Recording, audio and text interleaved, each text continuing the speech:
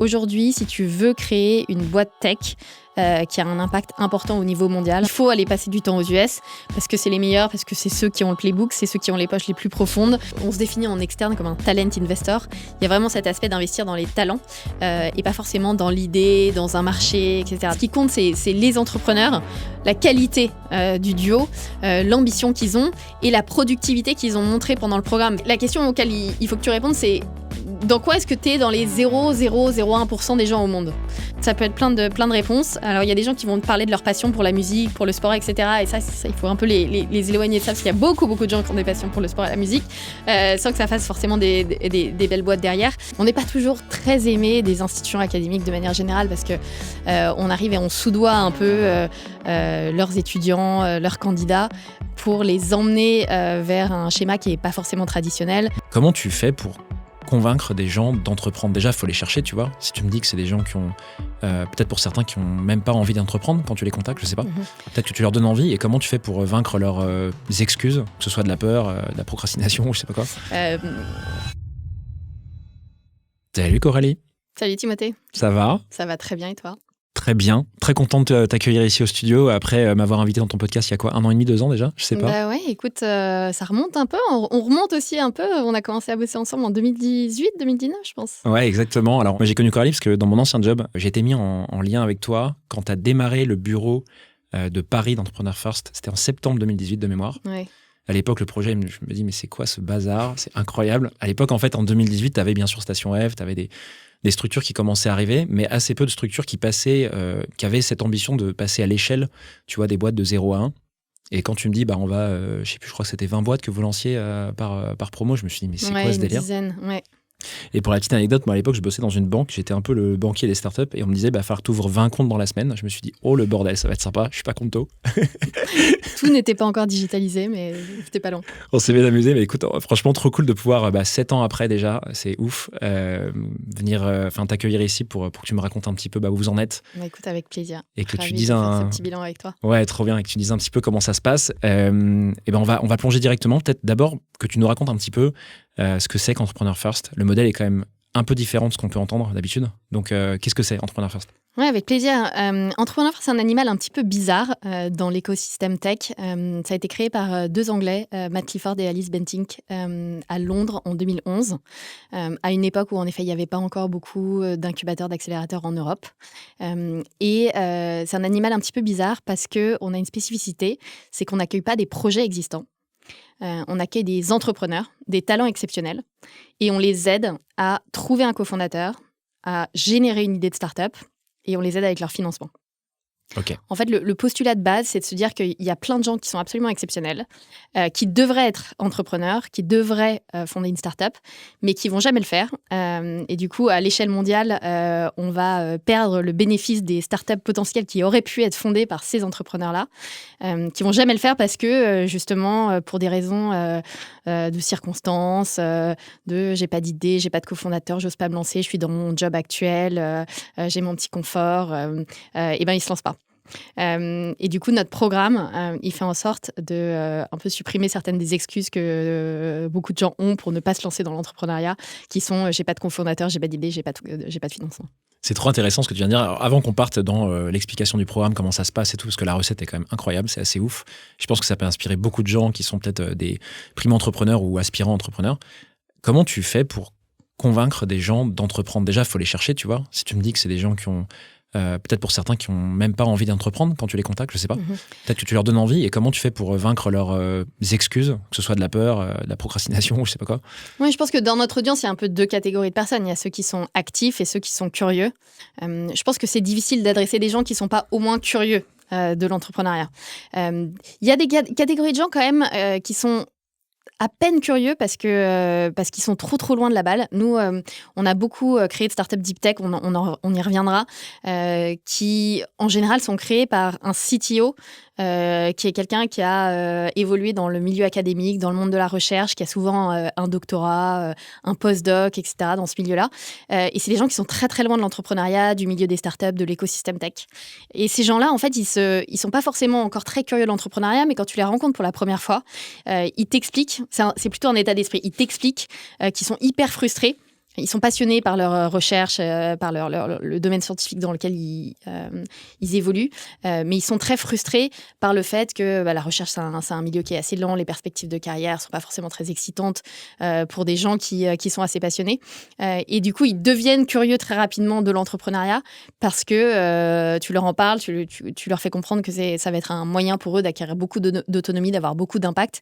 Et tout de suite, ça allume quelque chose en eux, ça réveille quelque chose en eux qui était déjà présent en fait. Donc vous êtes concurrent au labo de recherche en fait.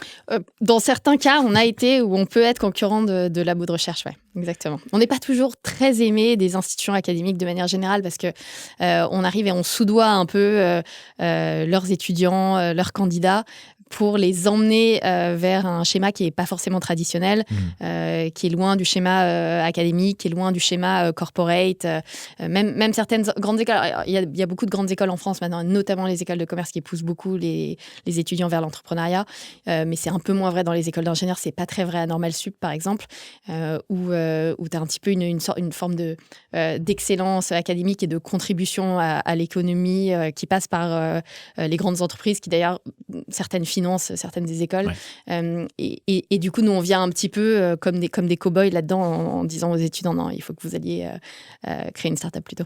Pourquoi vous êtes concentré sur des profils qui sont, comme tu disais, il y a des normaliens, des chercheurs, etc., et pas juste des profils business, par exemple. Et pourquoi d'ailleurs le type de projet qui est lié à ça, c'est donc des projets, on l'a dit en intro, IA, Deep Tech, et l'IA bien avant la vague ChatGPT qu'on entend tout le temps. Oui, bien sûr. Pourquoi ce choix-là ? Alors, il n'est pas exclusif. Donc, en effet, on a beaucoup de profils scientifiques et techniques qui viennent chez IF. Et parmi ces profils, il y en a pas mal qui sont issus un peu de l'excellence académique française et européenne, d'ailleurs, de manière générale. On a aussi pas mal de profils qui viennent d'écoles de commerce et qui sont des épiciers. Pourquoi moi, j'ai fait Sciences Po, il y a aussi pas mal de Sciences Po. En fait, ça part un peu du constat qu'aujourd'hui, si tu veux créer une boîte tech qui a un impact important au niveau mondial, et je pense que c'est ce qu'on essaye de faire chez Entrepreneur First, on a beaucoup d'ambition. On cherche à créer des startups qui gagnent pas seulement un marché, qui soient pas des championnes de la digitalisation sur un marché qui est le marché français ou un marché européen un tout petit peu plus élargi. On aimerait créer des champions mondiaux.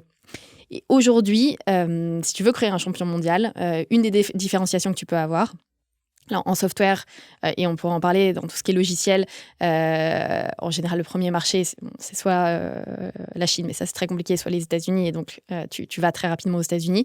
Mais une des alternatives, c'est de créer un produit ou une start-up qui se différencie par la technologie.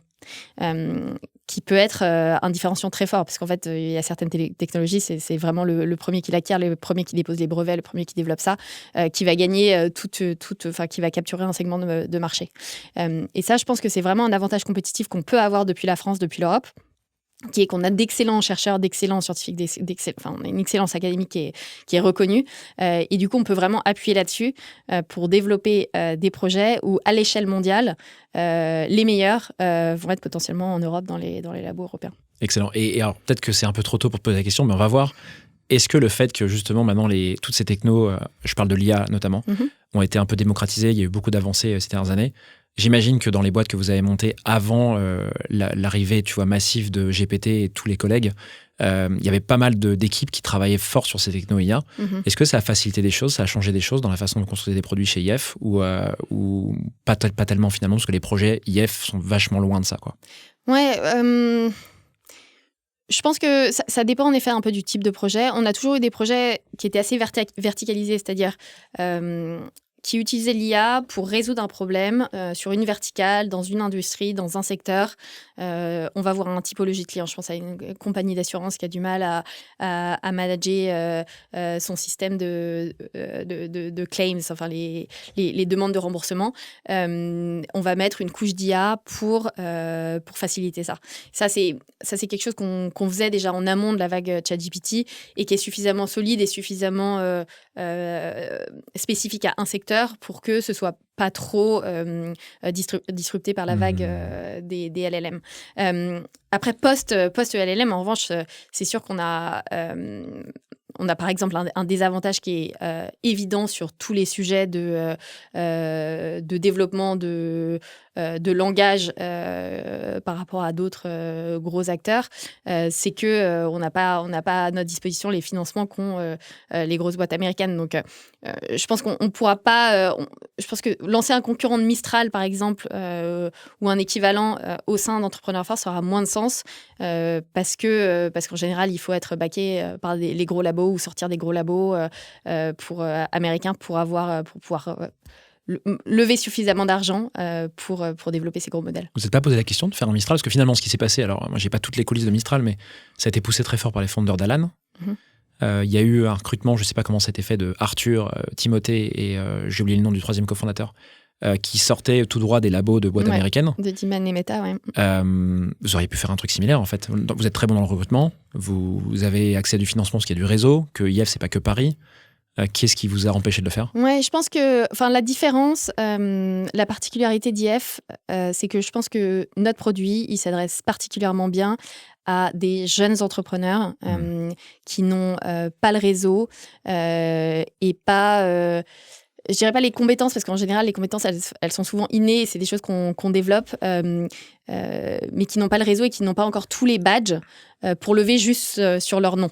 L'équipe de Mistral, comme ils étaient passés par les plus beaux labos de boîtes tech américaines, je pense qu'ils pouvaient lever très facilement, en effet aidés par les fondateurs d'Alan, lever très rapidement beaucoup d'argent. Je pense que les mêmes, peut-être si on les avait pris 5 ou 6 ans avant, chez IF, ils auraient pu peut-être lancer un Mistral ou équivalent chez IF. Mais à mon avis, ils avaient besoin de ces badges de labo américains pour lever les montants qu'ils avaient dû lever. Et à ce moment-là, du coup, une fois que tu as ces badges-là, tu te tournes pas forcément vers un IF dans le sens où nous, on prend une part de capital dans les startups qu'on crée. C'est notre business model. Et du coup, quand t'as pas besoin d'un accélérateur, tu évites de te diluer et de donner du capital à quelqu'un d'autre. Peut-être qu'on rentre un petit peu, si tu veux. Ce que je te propose d'ailleurs, c'est qu'on rentre sur la façon dont vous faites ça. Donc, on a parlé au début dans l'intro et dans les premiers échanges qu'on a eus d'une espèce de playbook que vous avez et qui démarre en fait très tôt, puisque vous aidez à recruter déjà les gens qui n'ont pas encore de fondateurs quand ils arrivent et vous les mettez en relation. Je veux bien peut-être que tu nous fasses un peu une vue d'ensemble, step by step, de ce qui se passe. Sur combien de temps? C'est très rapide en réalité. Bien sûr. Sur des projets qui sont quand même très complexes. On ne parle pas juste de lancer une boîte avec rien derrière dans le back-end. Comment ça se passe? Oui, bien sûr. Alors, c'est un calendrier d'à peu près 1 an. Donc, tu peux imaginer que sur 1 an, il y a 4 périodes de 3 mois. Il y a une première période de 3 mois qui va être une période pour nous d'acquisition et de sélection. Donc, en gros, on va constituer une cohorte. Une cohorte, c'est à peu près une 50aine de personnes. C'est une cohorte, programme. On utilise les deux termes de manière assez interchangeable. Donc, on va constituer cette cohorte. Donc, cette cohorte, ça va être des gens qui vont postuler et des gens qu'on va aller chercher. Et ces gens-là, ils vont passer par notre processus d'entretien et de sélection pour qu'on décide lesquels à la fin vont make the cut. C'est quoi juste la sélection pour qu'on ait une idée? Vous recevez quoi et vous allez chercher quoi? Ouais, on a un taux de sélection qui est autour de 5%. Ouais. Et on va chercher plus de 50% des profils. On n'a pas... alors, on se repose sur un petit peu d'organique et de bouche à oreille, etc. Mais on va beaucoup, beaucoup chercher les gens. On passe beaucoup de temps à faire des événements, à aller sur les campus, à organiser des hackathons. Et c'est comme ça qu'on rencontre des gens exceptionnels. Et que d'ailleurs, on les voit en temps réel, surtout quand on fait des hackathons. En fait, tu passes un week-end avec un entrepreneur, qui n'est pas forcément encore entrepreneur, mais quelqu'un qui va travailler sur un projet. Et tu te rends compte un petit peu comment il travaille et son niveau d'ambition et à quel point il a de l'énergie et il se donne pour le projet et du coup ça te donne envie ou pas de travailler avec cette personne. Donc ça c'est les premiers 3 mois un peu en amont du programme, la constitution de la cohorte. Et ça, on peut y revenir, mais on fait très attention à la composition entre des potentiels CEO. Donc là, on rejoint le fait qu'on peut aussi prendre des généralistes, des gens qui ont fait des écoles de commerce, etc., des potentiels CEO et des potentiels CTO. Sachant que dans les CEO, il peut aussi y avoir des gens techniques. On croit beaucoup que des entrepreneurs qui ont une formation technique ou scientifique à la base deviennent CEO. C'est le cas beaucoup aux US. Oui, complètement. Si on regarde toutes les CEO de boîtes tech américaines, il y en a beaucoup qui sont des computer science graduates. Ensuite, tu rentres dans le programme, la première partie du programme qu'on appelle Forme et qui dure 3 mois. Et alors ça, c'est la partie la plus intense et c'est la partie qui est la plus différenciée, la plus différente un peu des incubateurs et accélérateurs classiques. Je pense que c'est vraiment notre sauce secrète. Et en 3 mois, ce qu'on fait, c'est qu'on crée des équipes et on génère des idées qu'on teste auprès de clients potentiels. Donc en 3 mois, on a une cinquantaine d'individus qui ne se connaissent ni d'Ève ni d'Adam à on a une vingtaine de projets à la fin des 3 mois qui ont avancé, qui ont validé un pain point qu'ils veulent résoudre, qui ont de l'attraction commerciale. Certains ont déjà signé des contrats, qui ont testé un peu leur relation de cofondateurs entre eux et qui sont prêts à recevoir un investissement de notre part. Donc, ils pitchent au moment de la fin de ces 3 mois, ils pitchent devant notre comité d'investissement interne qui décide si oui ou non on va investir dans les startups. Donc là, sur une vingtaine de projets qui vont pitcher, on va en sélectionner 50%. En gros, il n'y a pas de quota, ça dépend vraiment de la qualité d'une cohorte à une autre. Et on pourrait investir dans les 20 comme on pourrait investir dans 0, mais historiquement, si tu regardes les chiffres, c'est à peu près ça qui se passe. Donc ça, c'est les 3 mois. Et ensuite, tu fais 3 mois supplémentaires qui sont plus typiques d'un accélérateur classique, qui sont, OK, IF a mis son premier chèque. Aujourd'hui, le premier chèque, c'est $250,000 en 2 tranches. 125 000 contre 8% d'equity et 125 000 qui est une avance sur ton tour de seed. Mais tu reçois 250 000 de cash. Et les 3 mois suivants, c'est 3 mois que tu passes à accélérer sur tous les sujets pour être prêt pour un Demo Day, qui est un gros événement physique qu'on organise maintenant à San Francisco. Nouveauté. Tous les investisseurs. Ouais, ça fait 2 ans déjà maintenant. Okay. Mais on l'a fait à Londres, après il y a eu le Covid et maintenant c'est San Francisco. Qu'on organise devant tous les investisseurs américains là-bas, tous les Tier 1 VC auxquels tu peux te penser. Et en fait, à la suite de ça, les boîtes lèvent un tour de seed auprès des meilleurs investisseurs possibles pour eux. Donc en fait, en 6 mois pour les entrepreneurs, donc, du coup, tu as 3 mois supplémentaires qui est un peu ton fundraising. C'est pour ça que tu as une période de 12 mois. Mais les entrepreneurs, en tout cas, entre le moment où ils rejoignent le programme et le Demo Day où ils pitchent devant Sequoia, A16Z et Khosla, il s'est passé 6 mois. Et en 6 mois, ils ont trouvé un cofondateur, ils ont une idée de boîte, ils ont de l'attraction commerciale. Ils se retrouvent à SF à pitcher devant Khosla. C'est quoi la proportion de projets? Donc, tu nous as dit les chiffres, hein, et juste pour repréciser un petit peu, il y a 50 personnes au début, donc ça c'est un peu la foule, où tout le monde se cherche. On va parler un peu de dating aujourd'hui. Il y a des termes qui étaient un peu communs quand on a préparé l'épisode qui sont sortis, de rupture notamment aussi de relations. Il y a 50 personnes. C'est quoi le taux de sélection qui baisse au fil de l'eau entre les projets que vous prenez, les projets qui sont financés par IF et les projets ensuite qui lèvent? T'as une idée un peu? Oui, on est... alors entre le nombre d'entrepreneurs qui commencent le programme et le nombre d'entrepreneurs qui passent notre comité d'investissement, on est autour de 40%. Et après, sur ces projets-là, donc les projets qui passent notre comité d'investissement dans lequel on investit et qui lèvent un tour de seed derrière, on est autour de 80%. Ok, c'est pas mal. Hein. Ouais, c'est pas mal. C'est pas mal. Ouais. Et tu as des fonds comme ceux que tu as cités qui investissent souvent sur les projets d'IF? Ouais, complètement. C'est top. Trop bien. Donc, c'est un garant pour eux, quelque part aussi, de se dire que vous avez piloté le truc comme il fallait. Ouais, on a des très bonnes relations avec tous les fonds français et américains, tous les fonds européens.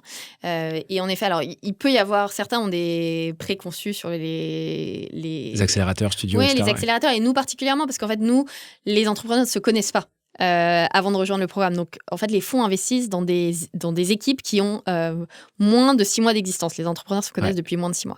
Donc ça peut être une difficulté pour les VC. Il y a certains fonds qui sont pas très chauds d'investir dans des équipes d'entrepreneurs qui ne se connaissent pas.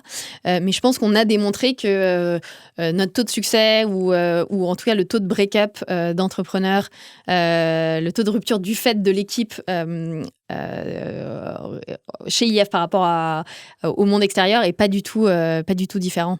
T'as réussi à le prouver, ça. C'est vrai qu'on voit souvent, il y a des graphiques qui se baladent alors, sur Twitter, ailleurs, bref, sur tous les gens qui font du contenu. Ouais, je sais pas quelle est la source des données. Exactement, je pense que c'est un peu difficile d'avoir la data, mais nous, on le voit. En fait, ce qui est marrant, c'est qu'à fortiori, comme nous, on passe énormément de temps à travailler avec les entrepreneurs, on a une richesse d'informations sur eux quand on décide d'investir, qui est très différente de la richesse d'informations qu'ont les VC qui font leur due diligence en 4-5 calls, 2-3 interventions d'experts, une data room. En fait, nous, quand on prend la décision d'investissement au bout des 3 premiers mois du programme, on a passé 3 mois dans les mêmes bureaux que les entrepreneurs. On est à Station F, on partage nos bureaux avec les entrepreneurs. On les a connus même à titre individuel avant qu'ils rejoignent le programme. Et du coup, en fait, on a une densité d'informations sur eux, sur la façon dont ils travaillent, sur leur intensité, sur leur niveau de productivité, sur la façon dont ils interagissent l'un avec l'autre, le respect qu'ils ont l'un pour l'autre, etc., qui n'est pas du tout la même. On a une différence énorme entre ce qu'ont les investisseurs traditionnels qui investissent dans une équipe, où il y a beaucoup plus de choses qui peuvent être enjolivées par les entrepreneurs quand ils pitchent. Nous, ils ne peuvent pas enjoliver grand-chose parce que vraiment, on voit tout. On est un peu omniscient. Et donc, en fait, ça explique aussi pourquoi les taux de réussite sont meilleurs potentiellement que si tu ne te lances pas à travers IF. C'est que nous, on investit vraiment en connaissance de cause. Sur l'équipe. Alors, on peut se tromper sur le marché. De toute façon, en plus, en général, on investit à 3 mois. Donc, la boîte, elle peut pivoter 20 fois. Elle peut se gourer complètement de stratégie, etc. Mais en revanche, sur l'équipe, la personne même, les caractéristiques de chaque personne de l'équipe, leurs qualités, leurs défauts, leur complémentarité, leur niveau de fit entre eux, on a rarement de surprises énormes. À moins qu'il nous ait caché des choses. Mais cacher des choses pendant 3 mois à quelqu'un qui partage ton bureau et qui interagit tous les jours avec toi, c'est difficile. C'est facile. Comment ça se passe alors, cette mise en bouche là, pour tous les fondateurs qui arrivent donc ils se retrouvent à 50, on essaie d'imaginer un peu le truc visuellement. Vous leur mettez un cadre pour qu'ils se rencontrent. Ils ont combien de temps pour se rencontrer, pour avoir une idée? Comment ça se passe concrètement? Ouais. En fait, on leur sert un petit apéritif. En général, on organise ce qu'on appelle un kick-off week-end, où on les emmène à la campagne pendant 48 heures. On les met dans un bus, on les emmène à la campagne et on les met un petit peu en autarcie pendant 48 heures pour qu'ils apprennent tous à se connaître et pour que nous, on commence à les mettre un petit peu en condition pour qu'ils soient préparés à ce qui les attend.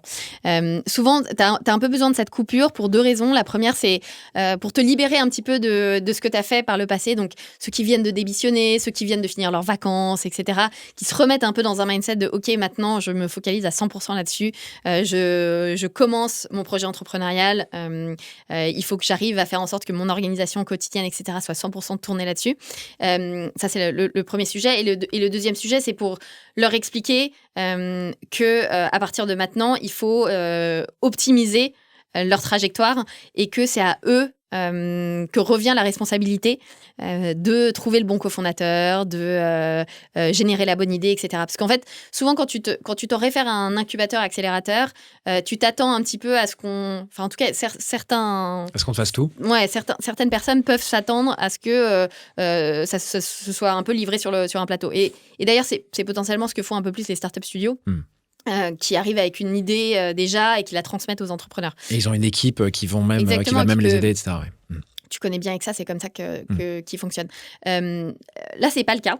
Nous, la grande valeur ajoutée d'un programme comme IF, c'est la mise en relation avec des cofondateurs potentiels, un pool de cofondateurs d'une 50aine de cofondateurs potentiels, et 2, le mécanisme hyper court de notre comité d'investissement qui fait qu'en 3 mois, tu es obligé d'être hyper focus.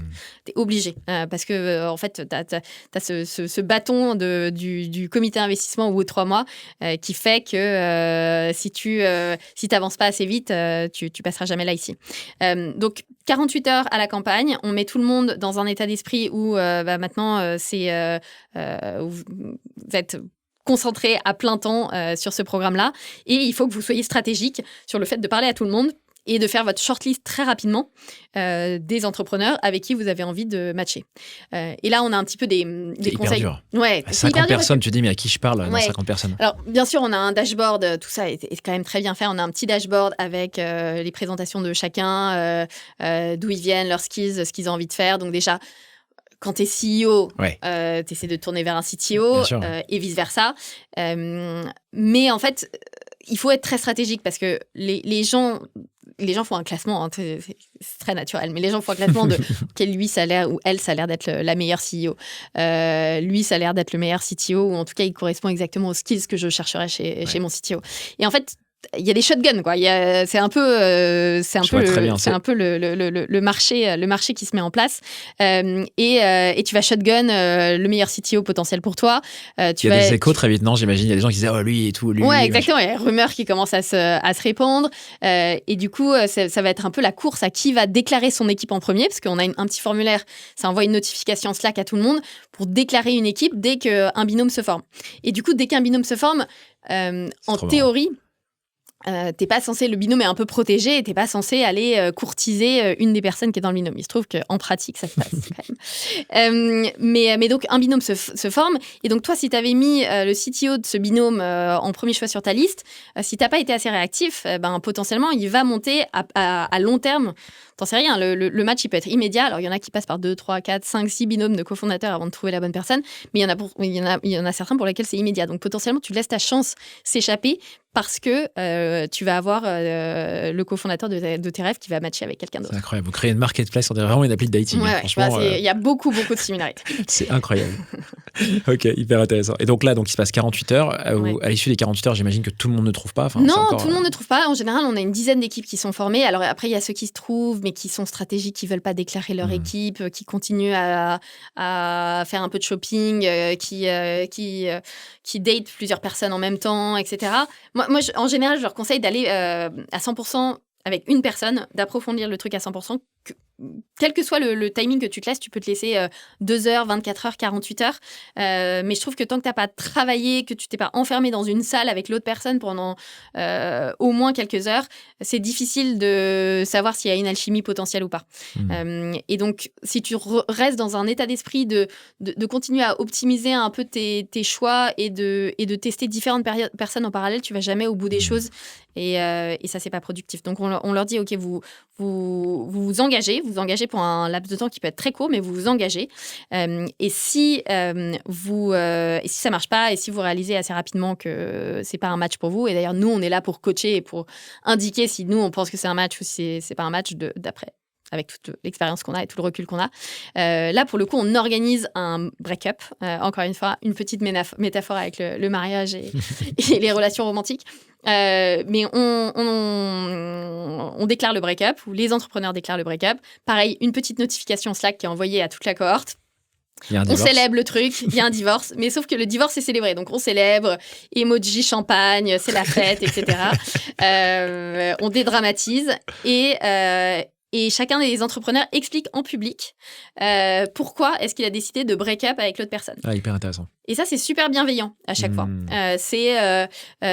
X est vraiment un super cofondateur potentiel si vous avez envie de build de l'IA pour la chaîne logistique. Il se trouve que pour nous, ça n'a pas matché parce que moi, je voulais faire complètement autre chose. Moi, je vous le recommande particulièrement aux gens qui ont ces envies, ces skills, etc. Et moi, je suis à la recherche de ça en attendant. Okay. Donc chacun des deux cofondateurs explique pourquoi il a décidé de break-up. Ils se remettent sur le marché. Ça remet de la liquidité dans le pool de cofondateurs potentiels. On essaie d'avoir toujours un peu de liquidité. Et ils vont team up avec quelqu'un d'autre. Ça, c'est toujours sur les 48 heures. On a déjà dépassé. Alors, ça commence pendant les 48 heures. Et d'ailleurs, en fait, c'est notre rôle de mettre un sentiment d'urgence dans la machine pour que ça commence de manière assez intense dès les premières 48 heures. Et après, ça, voilà. Ce qui est sympa dans les 48 heures, c'est qu'ils vivent ensemble, etc. Donc, on met un petit peu de pression dans le système et ils comprennent que c'est quelque chose à plein temps. Et après, quand ils rejoignent le programme juste après, la semaine d'après, là, il y a plein d'équipes qui sont déjà formées. Et puis, les retardataires, ceux qui n'ont pas formé d'équipe, justement, ils ont un peu de FOMO, ils ont envie de trouver quelqu'un parce qu'ils se rendent compte que les autres équipes avancent, quoi. Bien sûr. T'as toujours, c'est ça, je te disais que ce timing de 3 mois, il est hyper important parce qu'il te met une date limite, en fait, avant laquelle il faut que tu aies une équipe, un projet. Ça fonctionne, tout le programme fonctionne comme ça, où en gros, tu es toujours un peu poussé en avant par tes collègues qui ont formé leur équipe 2 jours avant toi et qui ont bien plus avancé, qui sont bien plus avancés sur leur traction, sur leur MVP, etc. Et toutes les équipes, enfin les fondateurs, futurs fondateurs, fondatrices trouvent, ou il y en a qui finissent? Non, alors il y en a qui trouvent pas. Il y en a aussi pour qui c'est des erreurs, tu vois. En fait, ils se rendent compte que finalement, l'entrepreneuriat, c'est pas fait pour eux. Ils n'ont pas le niveau d'intensité qui est requis pour faire ça. Et c'est très bien. Et d'ailleurs, on en discute de manière très librement avec eux. Nous, quand on se rend compte qu'il y a quelqu'un qui ne fit pas dans l'esprit de la cohorte, on en parle très ouvertement. Donc, il y a des gens qui ne trouvent pas, mais il y a beaucoup de gens qui trouvent, et puis il y a beaucoup de gens qui itèrent sur plein de binômes potentiels avant de trouver. Et tu vois, d'ailleurs, hier, je déjeunais avec un de mes entrepreneurs qui a monté une boîte qui s'appelle Altrove, qui s'appelle Thibaut. Et Thibaut, par exemple, il est plutôt dans la catégorie des gens qui se sont trouvés à la fin du programme. Donc lui, il est resté avec une autre cofondatrice pendant les 6, 7, 8 premières semaines. Et au bout des 6, 7, 8 premières semaines, ça avançait pas avec elle. Il a essayé plein de choses, ils ont pivoté. C'était très difficile. Et 8e semaine, il se met avec Jonathan, qui était un autre CTO potentiel. Et là, la lumière au bout du tunnel, le match parfait, ils trouvent une idée directe. Et bon, là, ils ont avancé comme jamais, quoi. Incroyable. Donc ouais, il y en a pour qui c'est le coup de foudre des médias. Et puis, il y en a qui passent par une longue période de traversée du désert avec quelqu'un d'autre, avec plusieurs, exactement, avec plusieurs personnes, et qui trouvent la bonne personne à la fin. Trop intéressant. Donc là, on comprend un peu comment se font les équipes. Donc ensuite, il y a l'idée qui doit émerger. Ouais. Alors parfois, j'imagine qu'elle arrive au début, il y a quelqu'un qui est assez sûr, etc. Parfois, ça prend du temps, ils parlent de plein de choses. Je me souviens même à l'époque, moi, de certains entrepreneurs d'IF, quand je bossais avec eux, qui me parlaient un peu de comment c'est arrivé. Et je sens qu'il y avait eu plein de manières différentes d'avoir des idées. Est-ce que vous poussez des idées, vous ? Est-ce que vraiment elles viennent naturellement, organiquement de ces équipes ? Ouais. On ne pousse pas les idées, donc on n'est pas un startup studio dans ce sens-là, mais en revanche, on donne une méthodologie aux entrepreneurs pour les aider à trouver une idée. Donc il y a 3 catégories d'idées. Il y a la première catégorie, c'est des idées qui viennent de l'expertise sectorielle ou industrielle du cofondateur business. Donc typiquement, Amine de Sport, par exemple, Amine, il venait de chez Nestlé. Et chez Nestlé, il avait assisté à toute le sujet des pizzas Buitoni qui étaient contaminées. Il a suivi ça de près et il savait que le contrôle des bactéries et de la qualité sur toute la chaîne agroalimentaire, c'était un vrai sujet pour les acteurs de l'industrie. Et du coup, lui, il s'est lancé avec cet insight-là. Il avait déjà cette idée de résoudre ce problème-là. Donc, une catégorie d'idées, ça vient un peu d'un insight du cofondateur business qui a travaillé dans un domaine de l'industrie ou dans une fonction en particulier dans une entreprise et qui arrive avec un insight en particulier, un problème à résoudre, qui sait qu'il veut résoudre. C'est une catégorie. Deuxième catégorie, c'est les boîtes deep tech, pour le coup, qui tournent beaucoup autour de la technologie qui a été développée par le cofondateur technique, la cofondatrice technique, pendant sa thèse ou pendant son master, pendant son postdoc. Donc là, tu vois, tu citais Neoplant. Patrick, il a un doctorat en biologie des plantes. Il avait fait du séquencement de génome de plantes pendant son doctorat à l'ENS. Et du coup, en fait, quand Lionel l'a rencontré, ils ont beaucoup parlé de ça et de voir qu'est-ce que la technologie sur laquelle avait travaillé Patrick pouvait permettre pour créer une startup, pour créer un produit qui pourrait être vendu. Et donc, du coup, c'est plutôt le cofondateur business qui va s'approprier un petit peu la technologie du cofondateur technique et qui va essayer de trouver une opportunité de marché pour ça.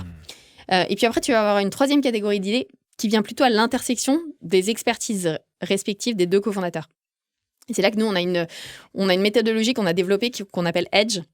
Edge, en gros, pour nous, c'est de l'avantage compétitif.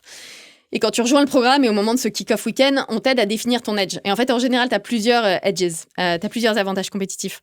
La question auquel il faut que tu répondes, c'est dans quoi est-ce que tu es dans les 0,001% des gens au monde ? Tu vois, toi, c'est probablement un produit pour toi. Mais pour plein de gens différents, ça peut être plein de réponses. Alors, il y a des gens qui vont te parler de leur passion pour la musique, pour le sport, etc. Et ça il faut un peu les éloigner de ça, parce qu'il y a beaucoup de gens qui ont des passions pour le sport et la musique, sans que ça fasse forcément des belles boîtes derrière. Mais quel est voilà, les sujets, les choses dans lesquelles tu excelles particulièrement ? Et ça peut être un type de comportement. Par exemple, on a chez nous ce qu'on appelle les catalystes, qui sont des gens qui en fait excellent parce qu'ils ont beaucoup d'énergie, ils catalysent des projets, ils sont très structurés, ils parlent bien à l'oral. Tu vois, le profil consultant ou employé généraliste d'une boîte tech, par exemple, ça peut rentrer là-dedans. Et du coup, bah voilà, tu sais que c'est quelqu'un qui va plutôt enrober un projet, mais c'est pas la personne dont va venir l'idée.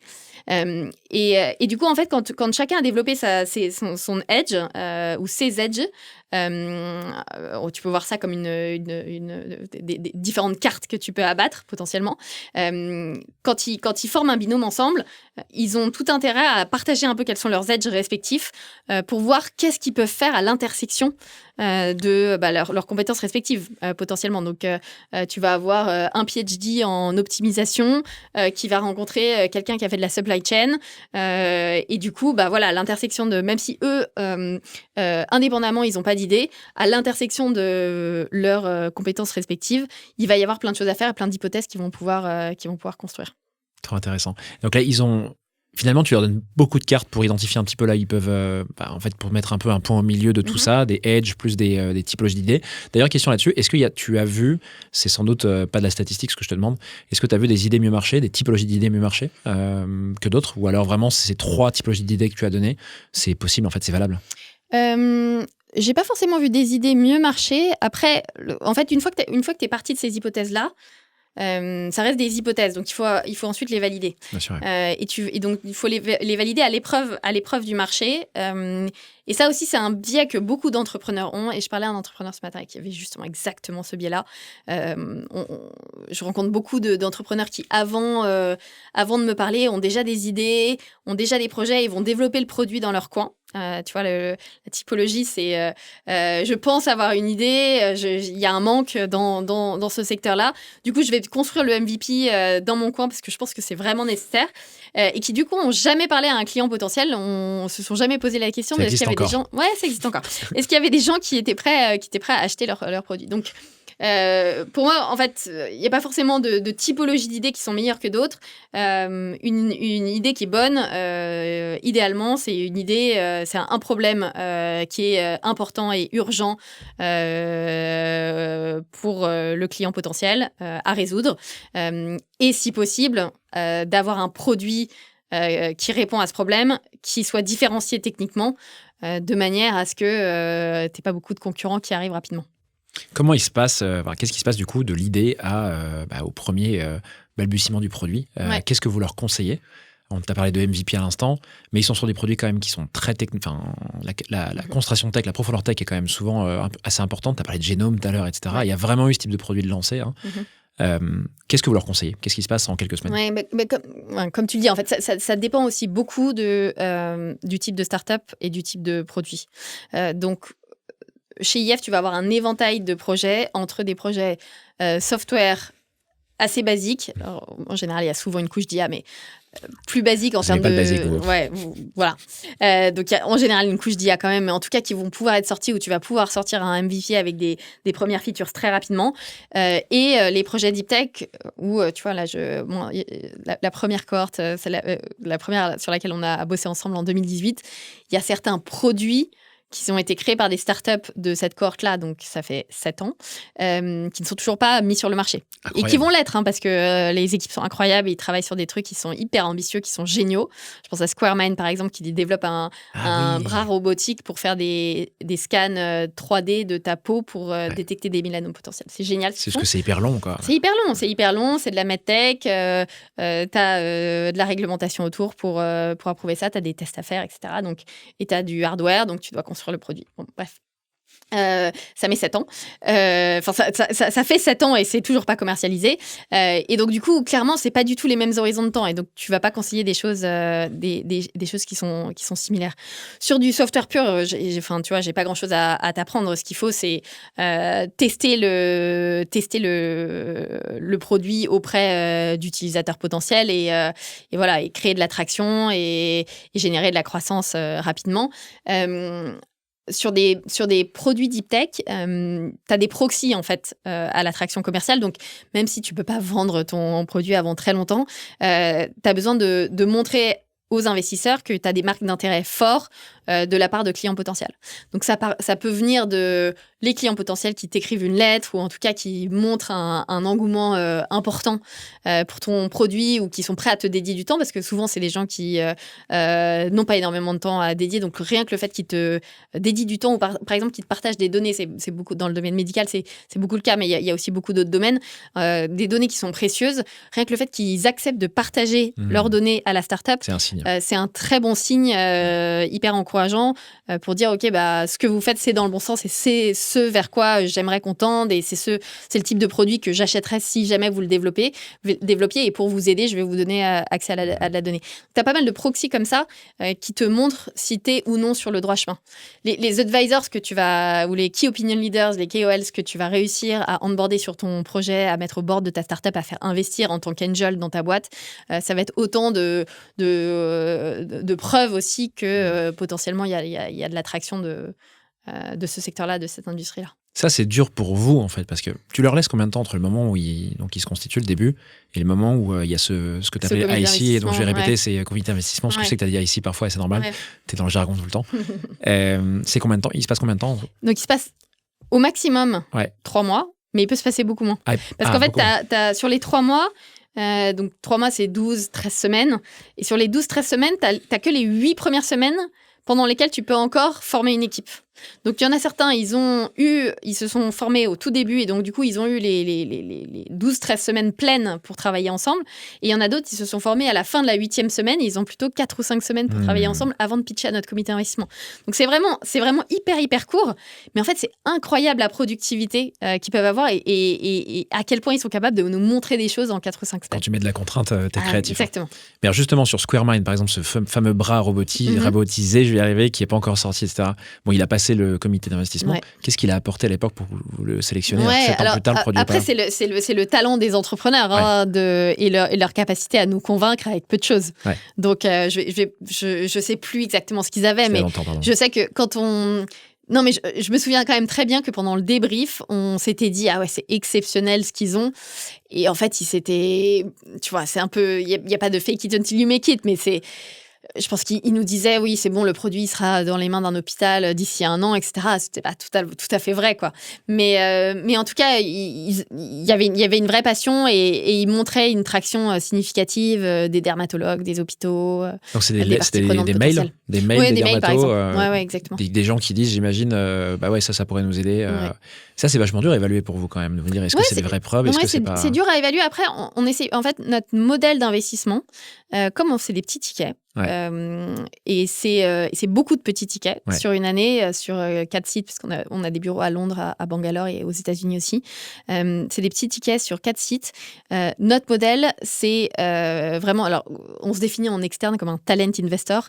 Il y a vraiment cet aspect d'investir dans les talents et pas forcément dans l'idée, dans un marché, etc. Donc, nous, on ne cherche pas à faire une due diligence extensive sur est-ce que vraiment cette idée va marcher, est-ce que quelle est la concurrence en place, etc. On y touche et on sait. Mais en fait, ce qui compte, c'est les entrepreneurs, la qualité du duo, l'ambition qu'ils ont et la productivité qu'ils ont montrée pendant le programme. Parce qu'en fait, la productivité qu'ils montrent pendant le programme, à quel point ils vont vite, à quel point ils sont réactifs, à quel point ils prennent le feedback du marché, ça va être révélateur beaucoup plus que ce qu'ils vont nous pitcher au comité d'investissement, parce que le comité d'investissement, ça peut changer. Encore une fois, c'est des équipes qui ont entre 5 et 12-13 semaines d'âge.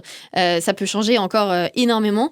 Mais en revanche, ce qui va en général peu changer, et ce qui est très très prédictif de leur trajectoire long terme, c'est la productivité, l'envie, l'ambition qu'ils ont montré pendant ces 12 semaines. Ils n'ont pas de produit au bout de 12-13 semaines. Non, c'est très rare. En software, oui, ils peuvent en avoir, mais les équipes deep tech, ils n'en ont pas. Alors après, dans les équipes deep tech, notamment, nous, on a fait beaucoup de bio. Tu vois, Neoplant, c'est un exemple. Genuine, c'est un exemple. Fagos, c'est un autre exemple. Chipiron, enfin, on a pas mal de bio, ou en tout cas d'équivalents. Il travaille. Alors, il y a le cofondateur business qui essaye d'avoir de l'attraction commerciale, de parler à des advisors, key opinion leaders potentiels, etc., pour valider que si jamais, dans 10 ans, ils arrivent à construire le produit, il y a des gens qui vont l'acheter.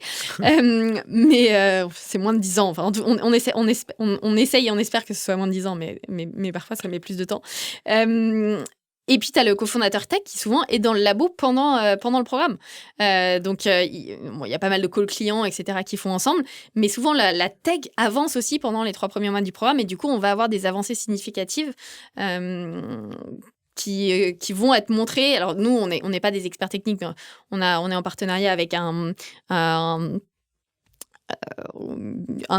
organisme qui nous aide à faire les due diligence techniques, mais elles sont très, très light. Ouais. Mais il y a des preuves qui sont montrées parfois, qui sont incroyables en termes de juste de faisabilité technique. De faisabilité technique qu'on ne pensait pas être faisable en 12 semaines. Et vous donnez accès à des labos parce qu'en plus il y a plein de compétences spécifiques. Non. Il faut comment, non, mais en général ils ont les réseaux parce qu'ils viennent des institutions, ils arrivent à bricoler quelque chose sur une paillasse.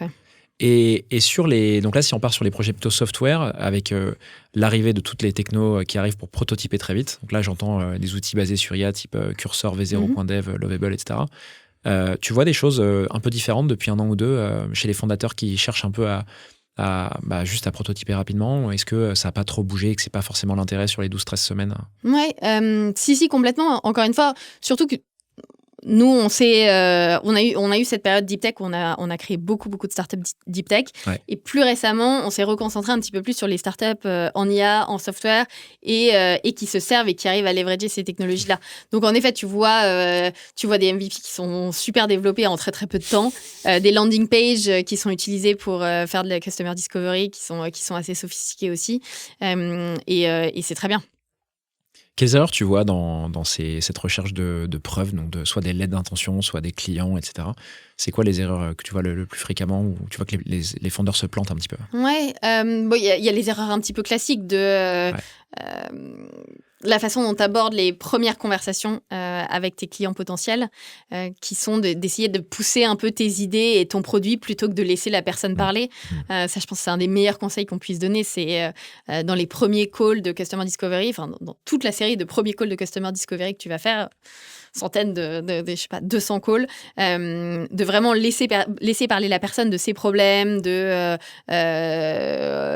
son agenda personnel. Est-ce qu'elle a besoin d'augmenter les revenus, de couper les coûts, de libérer du temps, etc. Et de comprendre du coup comment est-ce que toi, tes hypothèses que tu as sur le business, ta compréhension que tu as sur le business, elles reflètent la compréhension de cette personne-là. Ou en tout cas les envies, les exigences de cette personne-là. Parce que cette personne-là, ça va être le payeur potentiel ou l'utilisateur de ton produit. Si tu lui pousses quelque chose, elle va être réactive par rapport à ce que tu lui pousses, mais tu vas pas forcément entendre la vérité de ses préoccupations à elle et de ce sur quoi elle travaille actuellement et du coup du type de produit pour lequel elle serait prête à payer. Et tout à l'heure, tu as parlé d'ailleurs alors je ne sais plus quel terme tu as employé, mais pour définir le problème. Donc, on entend souvent parler de problème dur, difficile, urgent, reconnu. Comment vous aidez vos entrepreneurs à juste se dire, OK, on est sur le bon problème, on avait l'idée, bon, OK, c'est sur ce secteur, c'est plutôt un edge parmi les fondeurs, ouais. C'est peut-être cette typologie d'idée qu'on avait. Après, il faut pouvoir faire en sorte que cette idée s'adapte à un problème, c'est une solution à un problème. Comment tu fais pour les orienter, si tu les aides d'ailleurs, pour pas qu'ils se plantent? Ouais, alors je pense que c'est un peu une multiplication des data points qu'il faut obtenir. Et c'est pour ça que je disais, potentiellement, tu fais 200 calls avec des clients potentiels. Donc, tu t'augmentes un petit peu le volume du nombre de discussions que tu as avec ton profil idéal de client. Et pour moi, un signe qu'il y a quelque chose, c'est quand la personne est tout aussi enthousiaste à l'idée de te reparler et va potentiellement te relancer, avoir envie de te reparler le plus rapidement possible, que toi, tu as envie de pousser ton produit. Là, pour le coup, tu commences à avoir un peu un signe qu'il y a probablement un problème à résoudre qui soit urgent, important, pour lequel les gens sont prêts à payer. Ça arrive souvent, ça, que des gens te... Ouais, ça arrive, ouais.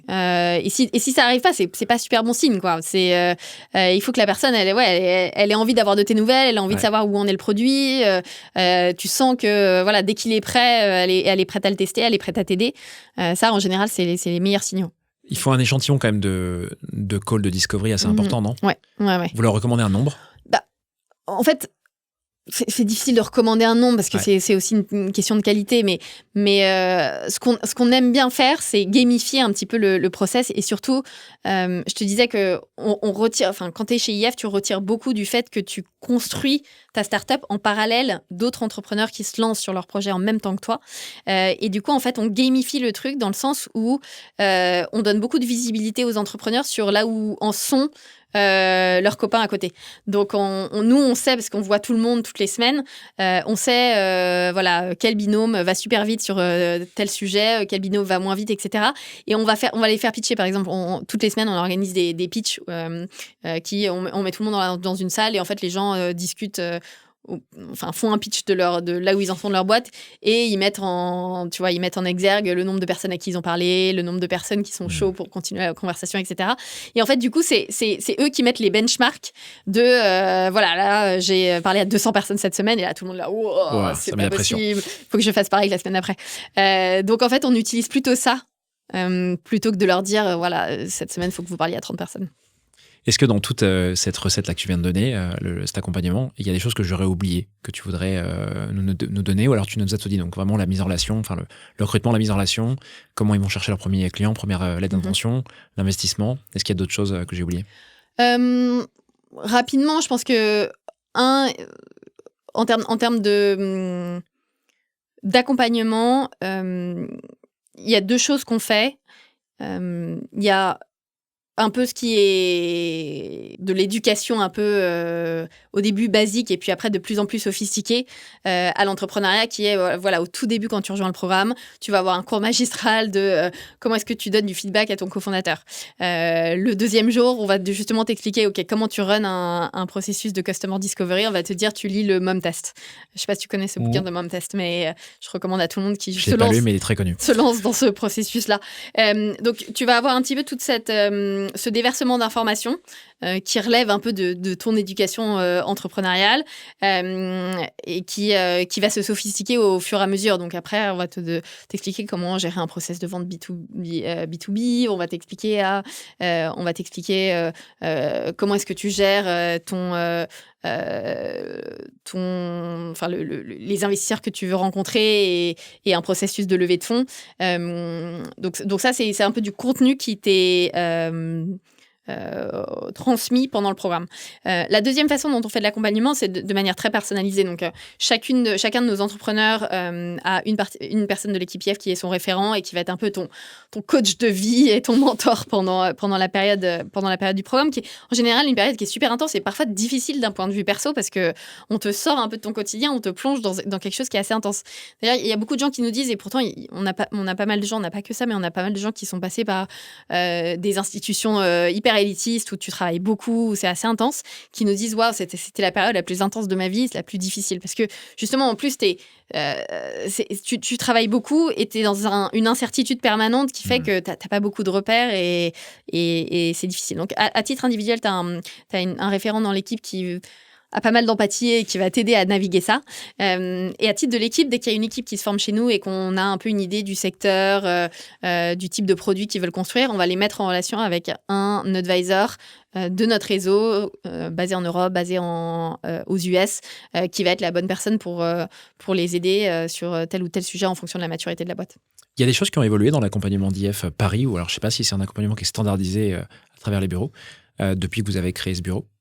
L'accompagnement, il n'a pas beaucoup changé. On a changé un petit peu la structure de l'équipe. Historiquement, au début, quand j'ai lancé le bureau de Paris, l'équipe était spécialisée par un moment du programme. Donc nous, on a, je te disais, l'acquisition, un peu en amont du programme, l'acquisition, la sélection des entrepreneurs.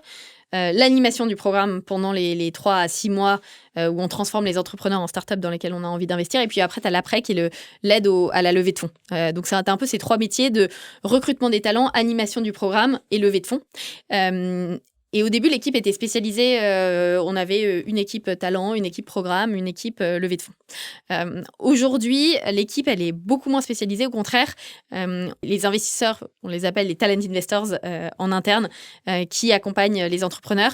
Ils suivent les entrepreneurs pendant tout leur cycle chez Entrepreneur First. Donc, d'abord, ils les trouvent. Ensuite, ils travaillent avec eux pendant le programme. Et ensuite, ils vont les aider dans leur levée de fonds. Ça, je pense que c'est un changement qui a été hyper positif parce que tu as une identification qui est beaucoup plus fort des deux côtés, du côté de l'entrepreneur et du côté du talent investor chez IF, au projet, et tu as une vraie connaissance et compréhension du fond pour chacun. Et donc maintenant, en plus de ça, on a une équipe Ops qui gère, parce que comme on gère des gros volumes de tout, des gros volumes de candidatures, des gros volumes d'entrepreneurs, des gros volumes de startups, on fait beaucoup d'événements, etc. On organise beaucoup de choses. On a une équipe Ops qui est un peu en soutien des talent investors pour organiser tout ça. Très bien. Et je sais que vous cherchez aussi à aider les entrepreneurs à commencer à voir ce qui se passe à l'étranger. Il y a notamment, tu me parlais d'un petit essai de les emmener en Allemagne notamment, pour pourquoi pas les accompagner demain à aller aux US. Tu peux nous en parler un petit peu? Oui, alors on a fait évoluer notre produit. Donc le produit chez IF, c'est notre programme. On a fait évoluer notre produit un petit peu au fil de l'eau. Un des premiers changements qu'on ait fait il y a 4-5 ans, c'est de se refocaliser sur des profils jeunes. Moi, quand je suis arrivée chez IF en 2018-2019, il y avait des profils jeunes, mais c'était pas vraiment notre cœur de cible, et on pouvait aller vers des profils un peu plus expérimentés, qui avaient déjà créé des boîtes, qui sortaient d'expériences longues dans des corporates, etc. Il y a 4-5 ans, on a décidé de se refocaliser sur une typologie d'entrepreneurs qui sont plutôt jeunes, à la fois hyper ambitieux et hyper naïfs, parce que justement, ils n'ont pas connu le monde corporate, ils n'ont pas été trop formés, déformés, matrixés par le monde corporate.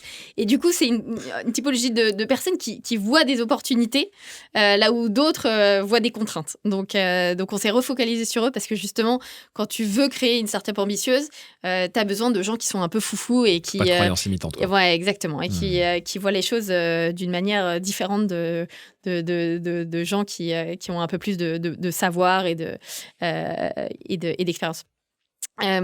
Donc ça, c'est un premier changement qu'on a fait. Après, un deuxième changement qu'on a fait, c'est de donner plus d'exposition aux États-Unis. Donc nous, on a créé un bureau aux US il y a 3 ans. Et au début, on les emmenait juste faire le démo day aux États-Unis. Donc on faisait tout le programme à Paris. Après, on les emmenait pour le démo day aux États-Unis pour qu'ils pitchent devant des investisseurs américains. Progressivement, on a modifié ça aussi pour qu'on fasse les 3 premiers mois de forme de la première partie du programme en France. Et après le comité d'investissement, on les envoie directement aux États-Unis pour qu'ils fassent leur préparation à leur levée de fonds aux États-Unis et que déjà, ils rencontrent des clients potentiels là-bas. Parce que si tu veux lever auprès d'investisseurs américains, c'est plus utile d'avoir déjà des clients là-bas qui sécurisent des advisors sur place, qui commencent à mettre un peu de hype dans l'écosystème pour essayer de lever auprès d'investisseurs américains. Et donc ça a pas mal marché aussi pour améliorer un des indicateurs qu'on regarde, c'est la qualité et le volume des levées de fonds que font nos startups. Donc, on a vu que les valos augmentaient quand tu étais aux US et quand tu t'adressais aux investisseurs américains. Et c'était bénéfique pour tout le monde. Un test qu'on a fait cet été, qui a été mené par Maxence, qui est dans l'équipe depuis un moment, c'est de faire un programme qui soit 100% résidentiel, une sorte de hacker house, où en gros les entrepreneurs habitent sur place pendant toute la durée du programme. Donc, historiquement, nous, à Paris, on était à Station F. Et là, pour la première fois, on a lancé un programme un peu particulier où, en partenariat avec un prince allemand qui est propriétaire d'un château en Allemagne. Qu'est-ce que c'est que cette histoire? À côté de Hanovre. Et qui a d'ailleurs la vision de faire un Poudlard pour la tech, un Hogwarts for tech. Okay. Il veut faire de son château une sorte de symbole et d'endroit hyper attractif pour les entrepreneurs de la tech, les entrepreneurs européens. Donc on a fait un partenariat avec lui, on s'est installé pendant 2 mois dans ce château-là, et on a fait tout un programme, donc les 8 premières semaines du programme, dans ce château où les entrepreneurs et l'équipe IF vivaient sur place 24 heures sur 24, 7 jours sur 7. Wow. Combien de temps? Pendant 8 semaines. 8 semaines. Ouais. C'est énorme. Hein. C'est énorme. Et le but de ce programme, donc c'était juste vraiment de convoquer, de fédérer tous ces entrepreneurs pour qu'ils bossent ensemble. Ouais. Il n'y avait pas de visée de vouloir, tu vois, de les accélérer pour les amener à l'étranger. C'était quoi le lien avec ça? Si, donc là, maintenant, ils sont aux États-Unis. Ouais, Ils ont leur démo day dans... alors, ils n'ont pas encore totalement tous passé de notre comité d'investissement, mais ils auront leur démo day en janvier prochain. Et en fait, voilà, on a appelé ça The Bridge, comme une sorte de pont entre justement l'Europe et les États-Unis. Ouais. Et l'idée, c'est de créer un écosystème hyper intense de jeunes entrepreneurs qui sont hyper pragmatiques, hyper ambitieux et qui ont envie de tirer le meilleur à la fois de l'Europe, des talents européens, de leurs cofondateurs européens et du pragmatisme américain et donc de leur permettre de développer une idée, un projet depuis l'Europe. Souvent d'ailleurs sur des fuseaux horaires, ils s'adaptaient comme ils vivaient là-bas H24, ils pouvaient s'adapter à un fuseau horaire américain et ils pouvaient en fait du coup pitcher des clients américains potentiellement depuis l'Allemagne pendant l'été. Ils ont fait ça et ensuite pouvoir partir aux États-Unis pour vendre la solution là-bas et lever des fonds auprès des investisseurs américains potentiellement. Je sais pas si c'est une mode, mais on voit beaucoup, c'est trop dire. On voit pas mal d'équipes commencer à se faire ce schéma, tu sais, avoir leur équipe notamment R&D, produits et tech en France, parce que très qualifiés, parce que moins cher, et à les commercialiser aux US et lever des fonds aux US. C'est le cas de plein de boîtes que j'ai sur le podcast, notamment Nabla, Lago, Full & Rich pas reçu encore, mais il y a plein de boîtes comme ça, françaises. Tu penses quoi de ça, toi, de ce schéma? C'est vraiment opinion perso ou opinion IF, comme tu veux, tu le fais corporate ou tu le fais perso. Sur ce schéma-là, est-ce que tu penses que c'est un bon move? Est-ce que tu penses que c'est pas un bon move? Enfin, comment tu vois ça? Oui, moi je pense que c'est un move assez opportuniste et du coup potentiellement très bon pour les startups qui décident de faire ça, parce que on le sait aujourd'hui, si tu veux vendre un produit software ou un produit d'IA, le premier marché c'est le marché américain. Si tu as des ambitions internationales importantes et c'est bien, et il faut que les entrepreneurs français et européens aient des ambitions internationales importantes, il faut aller passer du temps aux US parce que c'est les meilleurs, parce que c'est ceux qui ont le playbook, c'est ceux qui ont les poches les plus profondes. C'est ceux qui potentiellement vont signer un contrat avec toi le plus rapidement et vont pas avoir 14 processus internes à valider avant de pouvoir acheter ton produit. Et donc, il faut passer du temps là-bas, il faut avoir une équipe sales sur place et il faut maîtriser ce marché-là. Donc, je pense qu'en effet, c'est un peu le meilleur des deux mondes quand tu arrives à t'implanter aux États-Unis avec une équipe sales et à vendre ton produit là-bas, tout en gardant un peu l'avantage compétitif de l'Europe qui est l'accès à des talents exceptionnels à un prix qui est moindre que le prix US. Je pense que c'est une très bonne stratégie. Et vous les poussez, les fondateurs et fondatrices, dans ce moment forme, à justement aller chercher des lettres d'intention aux US ou pas forcément? Ils font un peu de plus en plus. On l'a pas toujours fait historiquement, mais de plus en plus. Et notamment, en effet, je te parlais du fait qu'on s'est un petit peu éloigné de la deep tech pour se refocaliser sur le software et l'IA ces derniers temps. De plus en plus, du coup, de ce fait-là, parce que, encore une fois, c'est les plus gros marchés, ça va être les plus gros clients. Et si tu veux avancer vite, à l'ère de l'IA où de toute façon tout va à des vitesses complètement accélérées, tu peux pas rester en France et espérer malheureusement que tu deviennes un champion mondial depuis la France. Tu peux éventuellement le faire si tu fais de la recherche fondamentale et si ton différenciateur c'est essentiellement la tech, mais si tu as un aspect go-to-market et sales, tu es obligé de partir là-bas, c'est sûr. Tu as parlé de ce recentrage-là vers du software et de l'IA. Il y a une boîte en particulier que tu aurais aimé, toi, que IF monte, porte, qui t'inspire ou qui vous inspire? C'est difficile à dire. Bien sûr, tu as envie que toutes les grosses boîtes viennent de ton portefeuille. Donc, il y en a pas une en particulier. Non, mais en revanche, je trouve ça génial qu'il y ait des champions tech européens comme Mistral qui émergent. Tu y crois beaucoup. Et en tout cas, je pense que c'est un bon. On manque de rôle modèle en Europe et plus il y en a, mieux c'est, quoi. Donc ça, c'est une très bonne chose de toute façon. Ce qui est très difficile, c'est que pour parler, à être en contact régulier avec des gens qui sont là-bas à San Francisco, ils disent souvent que globalement Mistral n'est pas du tout connu là-bas, quoi. Ouais, bien sûr. C'est frustrant. C'est tout petit par rapport à. Pourtant, des fonds levés qui sont hyper impressionnants, le partenariat, le fonds qui vient de rentrer dedans, qui est un corporate, c'est hallucinant, quoi, mais c'est vrai que c'est un peu frustrant, quoi, pour les Européens. Est-ce que là-dedans, tu as fait des erreurs? Est-ce qu'il y a une erreur en particulier, un truc que tu voudrais partager chez IF, ou alors c'est du 100%? J'ai sûrement fait beaucoup d'erreurs. Je pense que tu vois, une des erreurs qu'on a faites rétrospectivement, c'est qu'en 2018-2019, quand on a lancé le projet à Paris, on se focalisait beaucoup sur la deep tech et notamment sur les doctorants. Et c'est génial et je suis ravie qu'on l'ait fait. C'est vrai, je me Il souviens. y a certaines des meilleures boîtes de notre portefeuille qui sont des boîtes deep tech et qui vont devenir absolument énormes, j'en suis convaincue. Dont plein dont on a parlé, Sport, Genomind, Arago, Altrove, Phagos. Je suis convaincue que ces boîtes-là vont devenir énormes. Mais je pense qu'on était... Moi, j'étais au courant que l'IA, c'était hyper porteur et j'étais déjà pas mal en contact avec des talents IA en 2018-2019 quand on a lancé les programmes à Paris.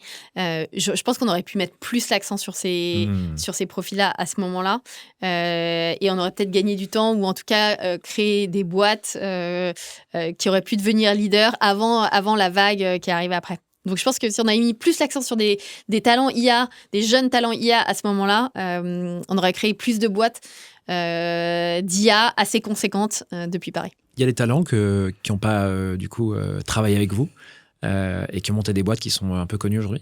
T'en as qui te viennent en tête? Écoute, de l'anti-portefeuille... L'anti-portfolio, ouais. Anti-portfolio, il y en a. Est-ce qu'il y a des boîtes énormes qu'on aurait... ou connues lesquelles un petit peu. On serait passé?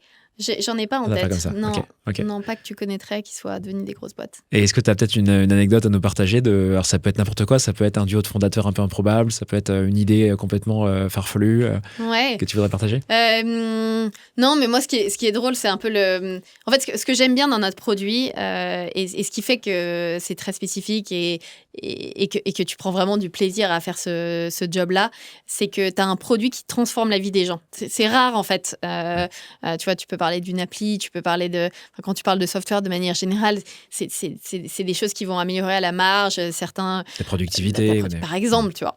Mais là, nous, on a vraiment un produit qui transforme la vie des gens. C'est-à-dire que les gens sont quelqu'un quand ils arrivent dans le programme, ils sont quelqu'un de différent quand ils en ressortent. Et en fait, une illustration de ça, c'est qu'il y a des couples qui se forment, des bébés qui sont nés. Bébés IF. Ouais, des bébés IF, exactement.